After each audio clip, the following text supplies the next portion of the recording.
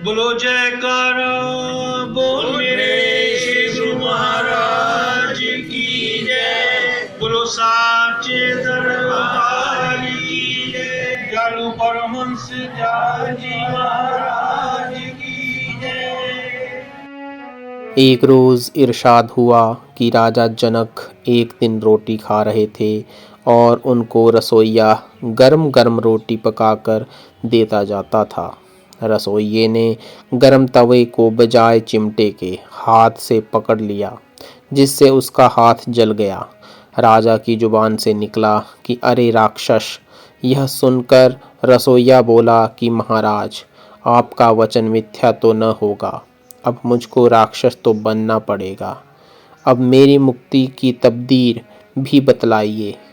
राजा बोला कि कलयुग में तुम सुथरे का शरीर धारण करोगे और हम नानक का शरीर धारण करेंगे। उस वक्त तुम्हारी मुक्ति होगी।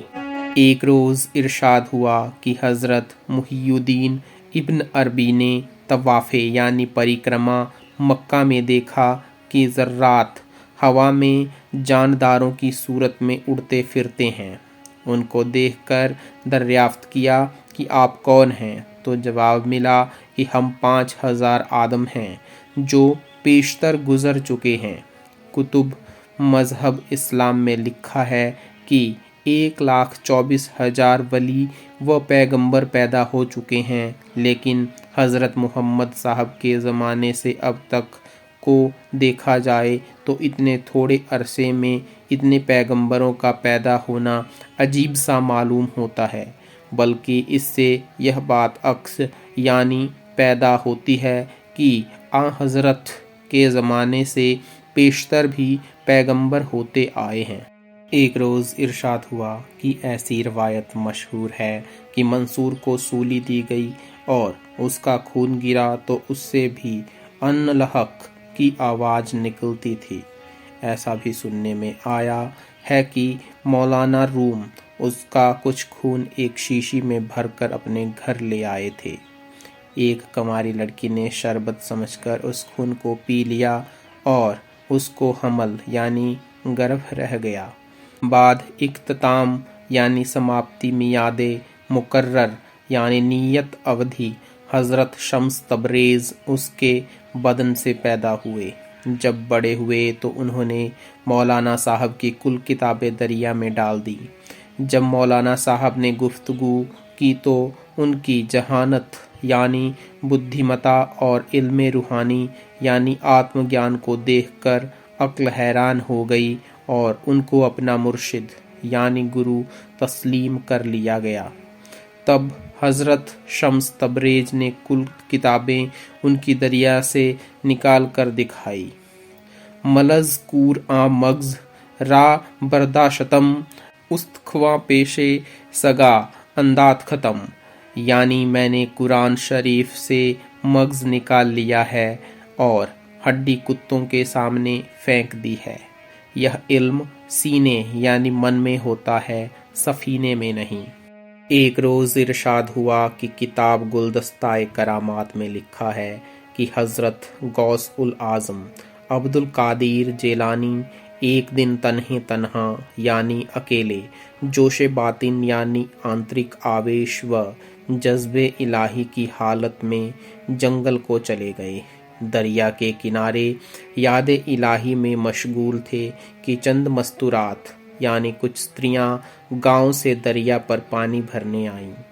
सब तो अपना अपना घड़ा लेकर वापस चली गई, मगर एक बुढ़िया वहीं बैठी रही और ऐसी धाड़े मार मार कर रोने लगी कि सहराई यानी रेगिस्तानी और आबी यानी जल जानवरों का पिता भी उसकी आहोज हजारी यानी विलाप को सुनकर पानी होने लगा। हजरत के कान में भी जब इस दर्द की आवाज़ पहुंची तो बेताब हो गए। इतने में हजरत का एक मुरीद आपको ढूंढता आ पहुंचा। उसको दरियाफ्त हाल के लिए बुढ़िया के पास भेजा। बुढ़िया ने अर्ज़ किया कि अरसा 12 साल का हुआ, मेरा जवान बेटा दरिया पार کسی گاؤں میں شادی کرنے گیا۔